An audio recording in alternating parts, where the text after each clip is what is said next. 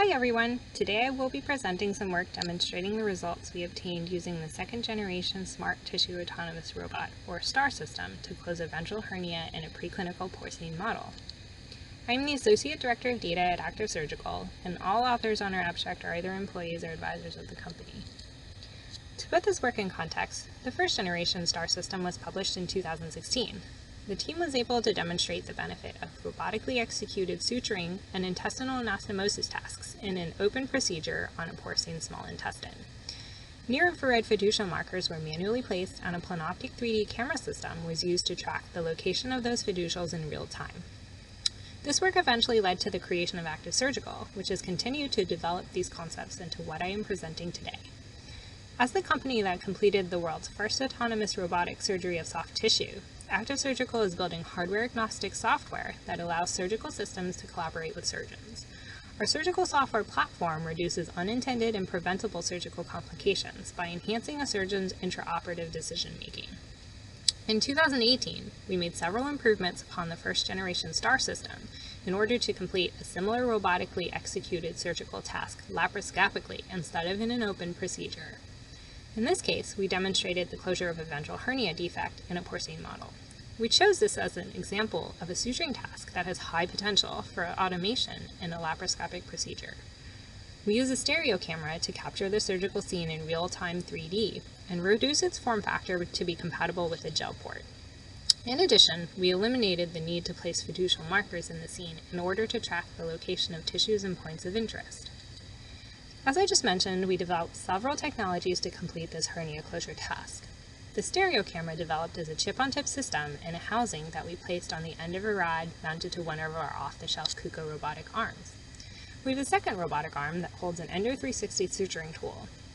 These are completely standalone arms that can be placed anywhere in the surgical field, so we also developed the tool shown in the second column to spatially register the location of each arm. The metal pieces in the top image each attach to one of the arms, and the ring on the left locks both pieces in place. This provides us with a common reference point between the two arms. We then move the arms around and measure this common point several times while the arms are in different configurations.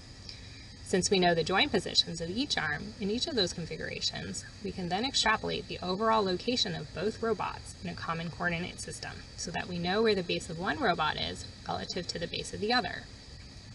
When we place our camera and suturing tool on the robotic arms, the additional robot base location information then enables us to operate the Endo 360 in the same coordinate system space as the object and point locations that are measured by the 3D camera in the surgical scene. Finally, since these are off-the-shelf robotic systems, and we wanted to use them laparoscopically through trocars, we also had to develop robotic motion planning algorithms to take the fixed trocar points into account. This video demonstrates our ability to move within a fixed point constraint at the top of the model and not contribute to increased port pain for the patient as we reach various points in the workspace. We compared the performance of our laparoscopic stereo camera to an Intel RealSense 435i, which is a commercially available stereo camera popular in robotics applications. This is not a small enough camera to use laparoscopically, but instead provides a real-world gold standard measurement. In general, one of the challenges of a chip-on-tip system is that it requires the use of smaller sensors with more limited cooling that will have more noise and worse performance. At various distances from the camera, we measure the accuracy, temporal noise, and fill ratio, which is the number of pixels in the scene that have valid depth measurements.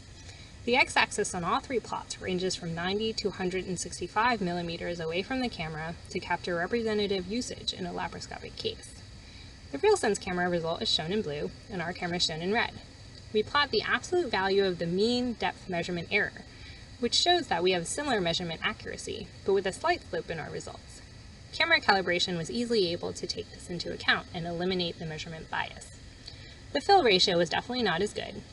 Our system ranges between 60 and 80% fill instead of close to 100, but the valid depth measurements still covered enough of the scene and the hernia defect region for us to proceed.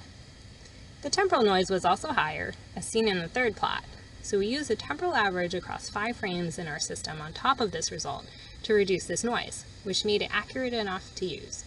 None of these factors drastically impeded the ability of the system to carry out its tasks. We made a GUI interface that displays the video stream and depth measurements from the camera and handles the communication between our camera and suturing tool arms. In the lab, we use the silicone peritoneum phantom for testing. We autonomously determine and track various points of interest in the 2D surgical scene, such as the top and bottom of the defect and the location to place the next stitch, which are shown by the triangles highlighted in this video. You can also see the left stitch point being tracked here. We autonomously choose whether to pause or resume tracking any of these points as needed, based on the intended tool motion and surrounding anatomy. The robotic arms are also able to adjust their trajectory and follow these moving target points. We measured the stitch spacing of this system on our phantoms and were able to reduce the standard deviation of the spacing from 1.04 to 0.82 millimeters when compared to the first generation STAR system. However, these were on different tasks, so there was a different target spacing. The 2.6 millimeter spacing achieved by the first generation system was optimal for leak-free intestinal suturing, whereas the 6.39 millimeter spacing in the second generation was more optimal in the ventral hernia case, where it is not necessary to place as many stitches. This is a photo of our in vivo setup with our robotic camera and tool arms. Our camera did not have an integrated light source, so we used a separate laparoscope to illuminate the scene. On the right, we show some clips from our camera view of our in vivo stitch. First, you'll see the suturing tool approach the ventral hernia to place the next stitch. Then, we show the tool retracting as part of our stitch tensioning algorithm, which takes into account the stitch spacing as it autonomously determines how much to pull back. Then, the system continues on placing stitches by actuating the suturing tool when it reaches the tissue, which you'll see in this third clip, and tensioning those stitches until we reach the end of the defect, where it then places several anchor stitches to keep the thread in place.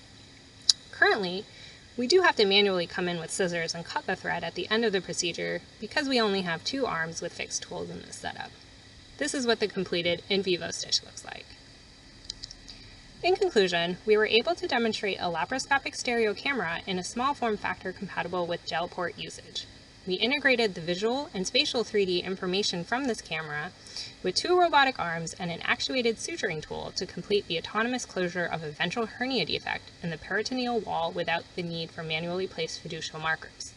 We plan to continue reducing the form factor of the camera to eliminate the need for a gel port, in addition to improvements with our tracking and stitch placement algorithms. We can also reduce some of the setup time required for our system. This in vivo stitch was completed in December 2018. So we've continued to further improve upon these technologies and techniques since then. Stay tuned for more updates on this work. I'd like to thank the Activ Surgical team that helped make this possible. We are happy to answer any questions. Please direct them to Dr. Peter Kim, whose email is listed on the bottom of this page. Thank you.